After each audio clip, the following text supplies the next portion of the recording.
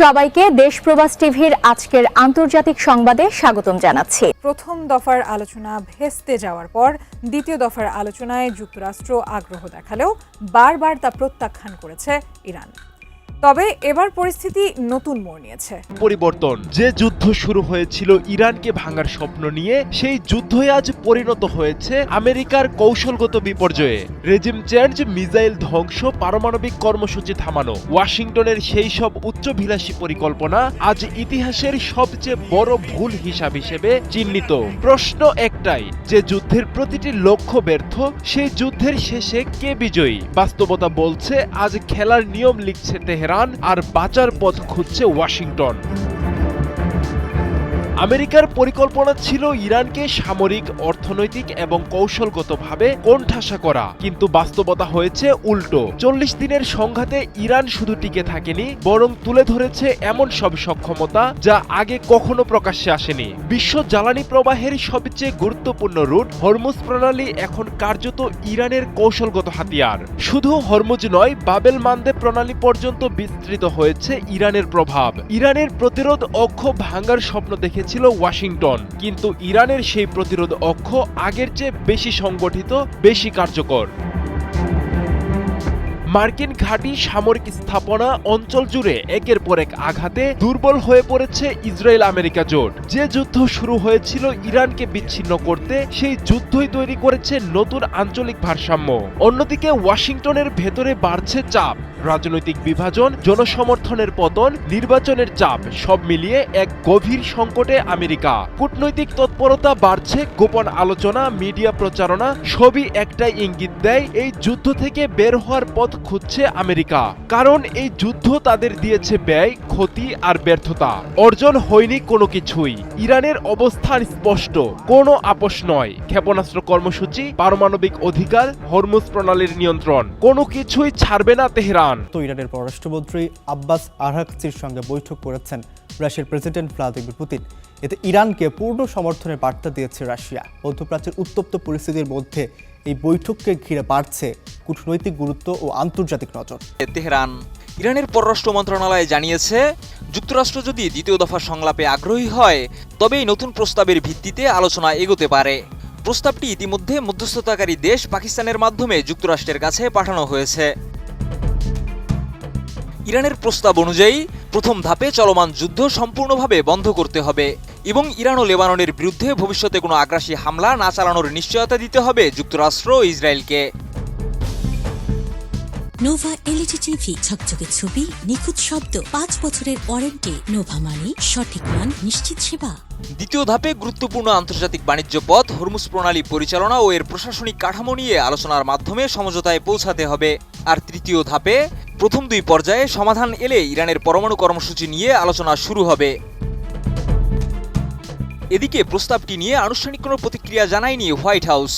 তবে মার্কিন সংবাদ মাধ্যম এক্সিউসের তথ্য মতে, মার্কিন প্রশাসনের মুখপাত্র অলিভিয়া ওয়ালেস বলেছেন, এটি অত্যন্ত সংবেদনশীল কূটনৈতিক বিষয় এবং সংবাদ মাধ্যমে এ নিয়ে আলোচনা করা হবে না। তিনি আরও জানান, যুক্তরাষ্ট্র এমন কোনো চুক্তিতে সম্মত হবে যা তাদের জনগণের স্বার্থ রক্ষা করবে এবং ইরানকে কখনো পরমাণু অস্ত্র অর্জনের সুযোগ দেওয়া হবে না।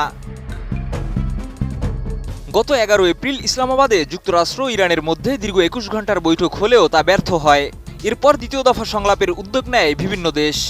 তবে সরাসরি আলোচনায় বসতে অনাগ্রহ দেখায় তেহরান। এ বিষয়ে মার্কিন প্রেসিডেন্ট ডোনাল্ড ট্রাম্প মন্তব্য করেছেন, তিনি আর প্রতিনিধি দলকে দীর্ঘ সফরে পাঠাতে চান না, বরং ফোনেই আলোচনা চালাতে আগ্রহী।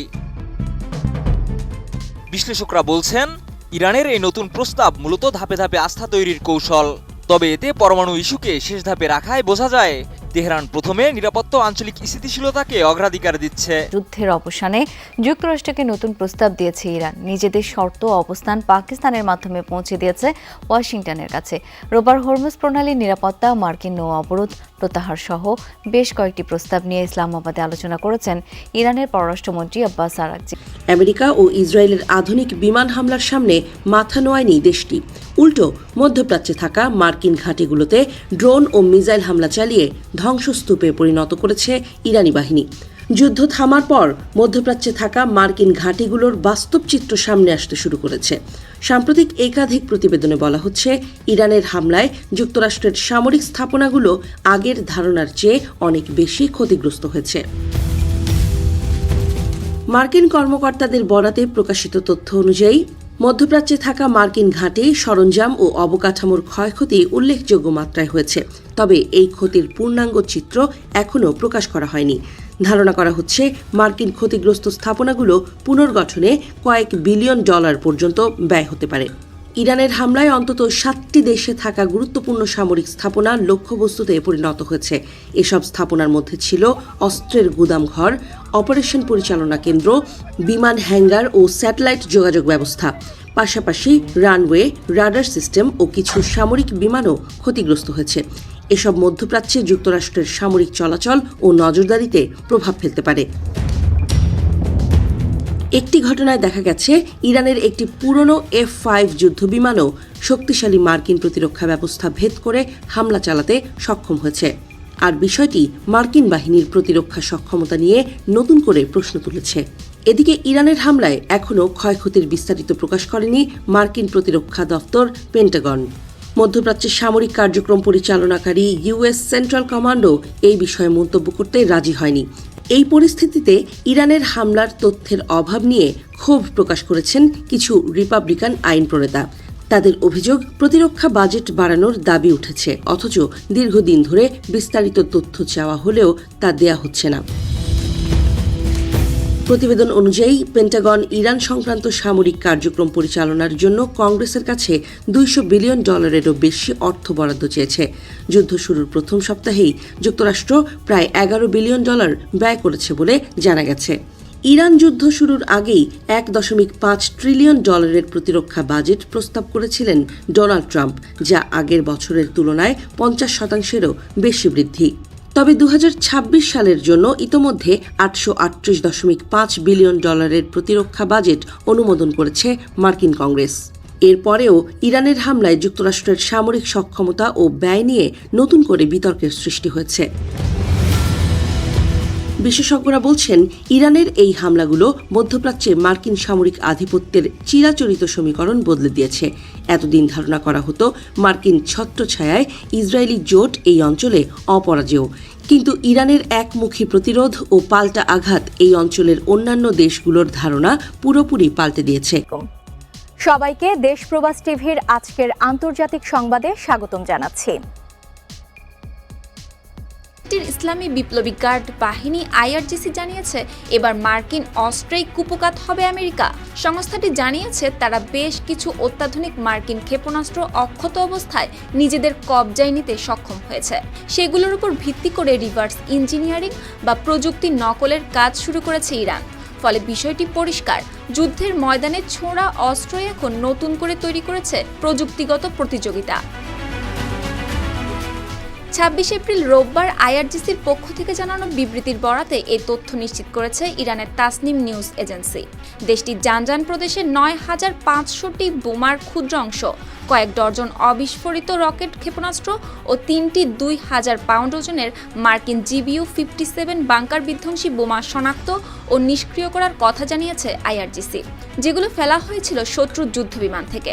এছাড়া F-15, F-16, F-35 যুদ্ধবিমান থেকে ছোড়া অন্তত 52টি রকেট ধ্বংস ও 10টির বেশি ক্ষেপণাস্ত্র নিষ্ক্রিয় করার তথ্যও দিয়েছে সংস্থাটি। উদ্ধারকৃত তালিকায় রয়েছে bunker buster missile, cruise missile, অত্যাধুনিক MQ-9 ড্রোন, MQ-9 রিপেয়ার, হার্প, লুকাস এবং হরমুজ মডেলের ড্রোন। আইআরজিসির ভাষ্য অনুযায়ী যুক্তরাষ্ট্র ও ইসরায়েলের সামরিক অভিযানের সময় ছোড়া হয়েছিল এসব অস্ত্র। জোটকে আরও দৃঢ় করার পাশাপাশি পশ্চিমা চাপের মোকাবেলায় কৌশলগত বার্তা হিসেবে একই সঙ্গে মধ্যপ্রাচ্যে প্রভাব বিস্তারে মস্কোর সক্রিয় ভূমিকার ইঙ্গিত। বৈঠকে রুশ পররাষ্ট্রমন্ত্রী সার্গেই ল্যাভরভ সহ ও মস্কোতে নিযুক্ত ইরানি রাষ্ট্রদূত সহ একটি প্রতিনিধি দল উপস্থিত ছিলেন।